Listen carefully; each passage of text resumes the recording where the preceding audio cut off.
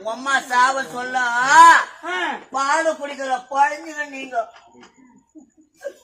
உங்களை எப்படிலாம் வளர்த்தா தெரியுமா? பாலே வரலன்னா கூட சும்மா நான் சப்பாச்சு உங்களை நீயாவது பரவாயில்லை. சின்ன வயசுலயே பால் மறந்துட்டேன்.